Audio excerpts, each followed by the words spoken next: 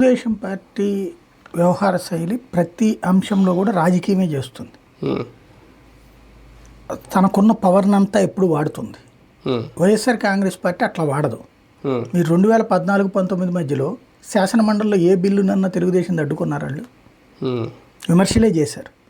వాళ్ళు ఏమంటారంటే వాళ్ళ ఫార్ములా ఏంటి అంటే అధికారంలో ఉన్నటువంటి వాడికి అధికారం ఇచ్చారు ప్రజలు, వాళ్ళని చేసుకొనియండి, మేము విమర్శిస్తాం, తప్పు పడతాం, దాంట్లో లోపాలు ఎత్తి చూపెడతాం, కానీ ఫైనల్గా బుల్డోజర్గా జరిగేది వాళ్ళే చేసేసుకుంటారు కదా, ఎందుకు మనం దాని మీద ప్రత్యేకించి అడ్డుపడడం అనే కాన్సెప్ట్ ఉంటుంది.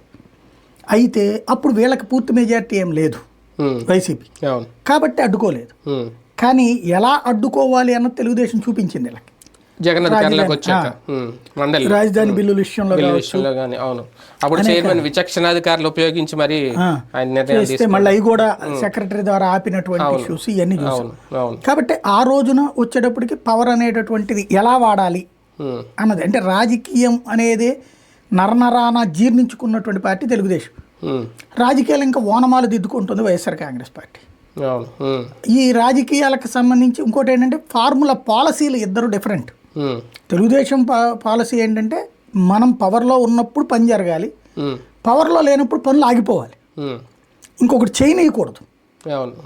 వీళ్ళు వచ్చేటప్పటికి వాళ్ళకి పవర్ ఇచ్చారు కదా చేసుకొనియండి, తర్వాత మనం అందులో వాళ్ళు పని చేస్తే అందులో ఉన్న లోపాలు ఎత్తి చూపెట్టి మనం మాట్లాడచ్చు కదా.